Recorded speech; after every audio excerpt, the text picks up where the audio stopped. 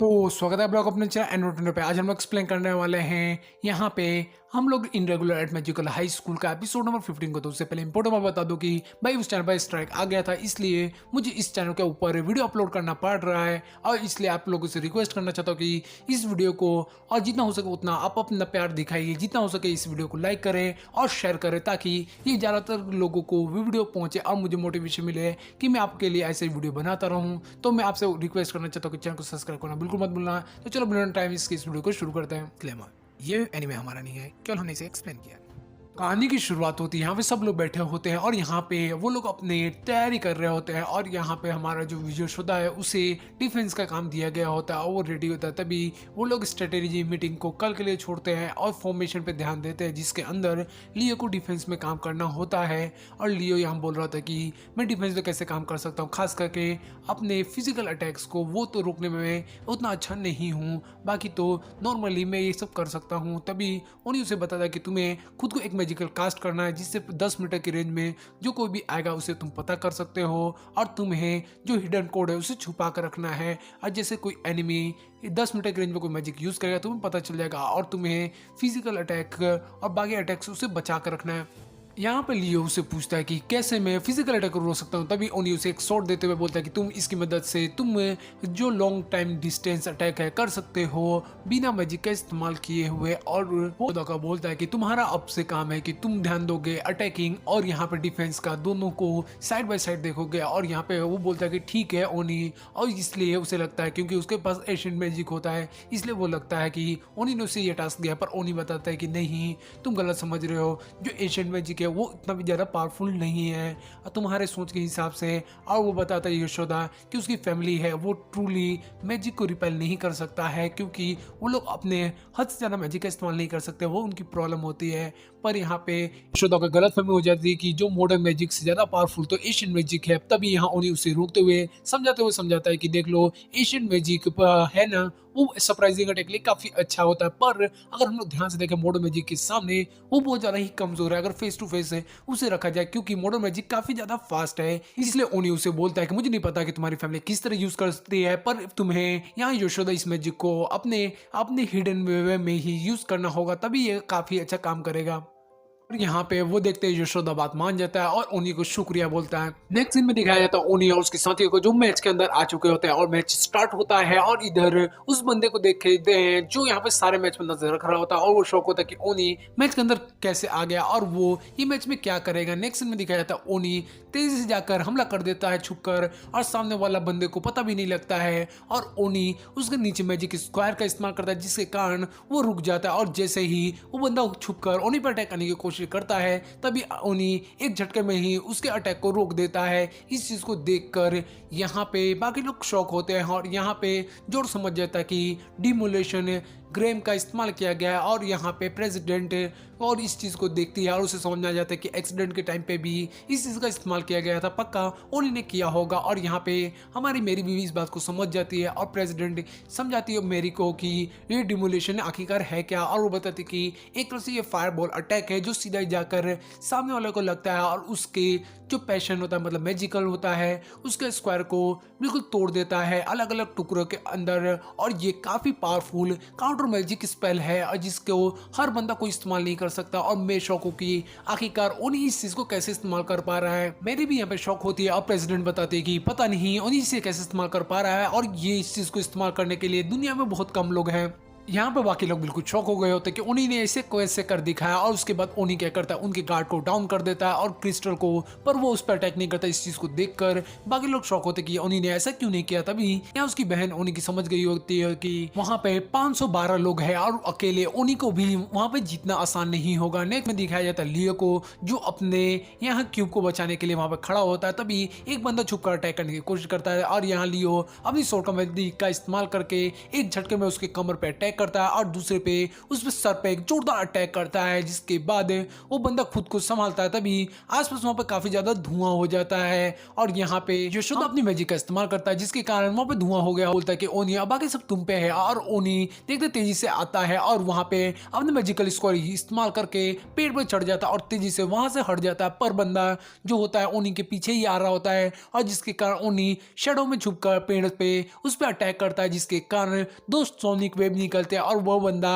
वहीं ढेर हो जाता है। इस चीज को बाहर बैठे लोग भी देखकर शौक होते हैं, और खास करके उसके एनिमी, और वो समझ जाते हैं कि ये लोग बायोलॉजिकल वेपन का इस्तेमाल कर रहे हैं इस चीज को जीतने के लिए भी, और काफी अच्छा कर रहे हैं। और यहाँ पे ओनी की सिस्टर को सभी लोग कॉन्ग्रेचुलेट कर रहे होते हैं, क्योंकि उसका भाई इस मैच को जीत चुका होता है। और यहाँ पे काफी अच्छे चांस से, और ओनी की बहन भी उन लोगों को शुक्रिया बोलती है। यहाँ सातों को जो जोर से पूछता है कि आखिरकार हमारे लिए ओनी खतरा हो सकता है, और वहाँ पे वो उसकी स्किल को देखकर उसे बताता है कि नहीं, वो हमारे लिए खतरा बिल्कुल भी नहीं हो सकता है, क्योंकि उसकी स्किल काफी कमाल की है, पर मैजिकल स्किल उसकी कुछ खास नहीं है। कुछ चीजों ने मुझे सरप्राइज जरूर किया था, जैसे कि डिमोलिशन अटैक ने, और साथ में उसका बायो वाला वेपन अटैक को, पर उसका जो टारगेट है स्किल वे वो भी काफी ज्यादा अच्छा है। पर यहाँ पे मैजिक के बारे में बात किया जाए तो वो उतना अच्छा नहीं है, और वो बताता है कि हम लोग उससे फेस टू फेस लड़ सकते हैं, कोई ज्यादा बड़ी प्रॉब्लम नहीं है, बस उसकी जो ट्रिक करने की टेक्निक है वो थोड़ा हमारे लिए प्रॉब्लम कर सकता है। पर अगर हम लोग उसे लड़ाई के दौरान अगर हम लोग उसे एक ओपन फील्ड में ले आते हैं और स्ट्रेटेजी से बनाकर लड़ते हैं, तो हम लोग बहुत आसानी से उसे जीत जाएंगे, और वो अपने ट्रिक से हमें फंसा भी नहीं पाएगा, और ना ही उसके पास कुछ खास मैजिक है, इसलिए हम जरूर जीत जाएंगे। मैच स्टार्ट हो गया होता है, और यहाँ पे यशोदा छुपा होता है और अपने मैजिक का इस्तेमाल करता, मतलब एशियन मैजिक का, और उसे इस्तेमाल करके एक कार्ड को अंदर भेजता है, जिसके कारण उसे पता चल जाता है कि जो मोनालिस्ट कोड है वो कहाँ पे है, और वो इस चीज को देखकर ओनी को उसे बता देता है कि उसका लोकेशन कहाँ पे है, जिसके कारण ओनी वहाँ पे जाकर वहाँ पे अपने अब मैजिक का इस्तेमाल करके वहाँ पे उस डिमोलिशन अटैक से पूरी तरह से वहाँ से खत्म कर देता है, ऊपर से उसके कोड को, और उस चीज़ को देखकर एक बंदा वहाँ पे आ जाता है और ओनी पे अटैक करने लगता है अपने मैजिक से। तब ओनी उसके अटैक से बचते हुए सीधा आगे भाग रहा होता है और एक पिलर के पीछे जाकर छुप जाता है। उस जो कोड होता है उसे पूरी तरह से क्रैक कर देता है। नेक्स्ट सीन में दिखाया जाता है, और यहाँ पे लियो को जो अपना जो वेपन होता है, मतलब अपना कोड, उसे बचाने की कोशिश कर रहा होता, तभी एक बंदा उसके सामने आ जाता है और वो अपना मैजिक इस्तेमाल करता है ताकि उन लोगों के जो प्रोटेक्ट कर रहे हैं उसे तोड़ सके। तभी वहां पे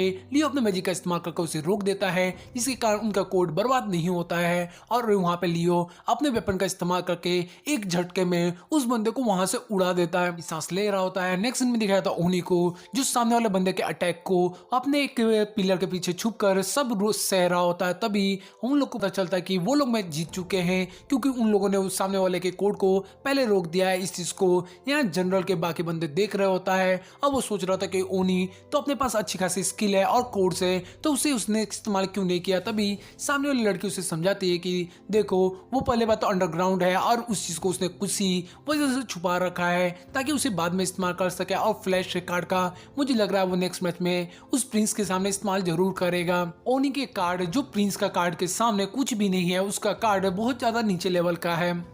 नेक्स्ट सीन में दिखाया जाता है ओनी और उसकी बहन को जो जा रहे होते हैं, और ओनी की बहन उससे पूछती है कि तुम्हारा मैच कब है, और वो बताता है ओनी की 13 घंटे बाद है, और उसकी बहन उसे बोलती है कि तुम्हें आराम करना चाहिए, और वो बोलता है नहीं, मुझे मैच देखना है बाकी लोगों का। जैसे ही वो दोनों जा ही रहे होते हैं तो कॉरिडोर में देखते हैं कि यहाँ एरिक किसी से लड़ रही है, और वो अपने भाई से लड़ रही होती है कि तुम अपने यहाँ पर ट्रेनिंग छोड़ के जो वहाँ पे थाईलैंड में चल रहा था, तुम यहाँ पे क्या कर रहे हो। और वो बस गुस्सा हो रही होती कि आखिरकार तुम इस औरत से मिलने के लिए अपनी ट्रेनिंग और काम को अधूरा छोड़ के आ गए हो। और यहाँ पे उसका भाई उसे शांत करने की कोशिश कर रहा होता, पर यहाँ पे एरिका शांत नहीं हो रही होती और उसे बोल रही थी कि तुम अपना काम कैसे छोड़ के आ सकते हो। तभी यहाँ मेरी को उसे पॉइंट आउट करते हुए कि तुम इस औरत के लिए यहाँ पे क्यों आ गए। और उसके बाद यहाँ मेरी बोलती कि मैं सीनियर हूँ, तो मुझे इस तरह एक औरत के नाम से मत बुलाओ, मुझे अपने सीनियर। और यहाँ पे एरिक बोल रही होती अपने भाई को कि तुम्हें तो अपने गेंजित्सु को प्रैक्टिस करनी चाहिए थी, मतलब अपने स्वॉर्ड आर्ट को, और तुम यहाँ पे क्या कर रहे हो। और उसकी बात सुनकर उसका भाई बोलता है कि मैंने तुम चीज़ समझ रही हो वो गलत समझ रही हो। यहाँ पे मैंने जब जाना कि मेरी ज़्यादा ही इंजर्ड हो गई है, इसकी वजह से मैं यहाँ पे उससे मिलने को आ गया हूँ। एरिक बोलती है कि तुम इस औरत के पीछे सच में बहुत ज़्यादा ही पागल हो गए हो। और यहाँ पे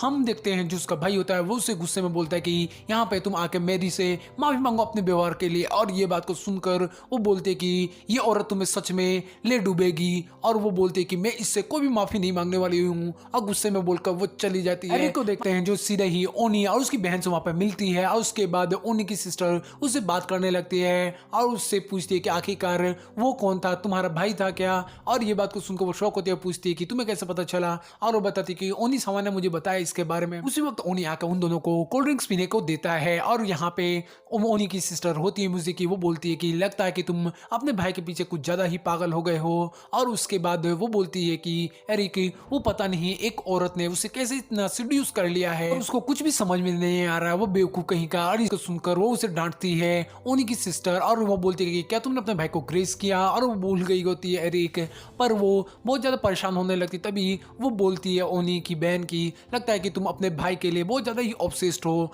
ये बात को सुनकर वो बोलती है कि पहली बार किसी ने मुझे ये बोला है और आखिरी बार भी। और वो काफी ज्यादा गुस्सा हो जाती है, एरिक गुस्सा हो जाती है इस बात को सुनकर। और यहाँ पे ओनी को देखते हैं जो सारी बात को सुन रहा होता है इधर पास में कॉफी पीते हुए।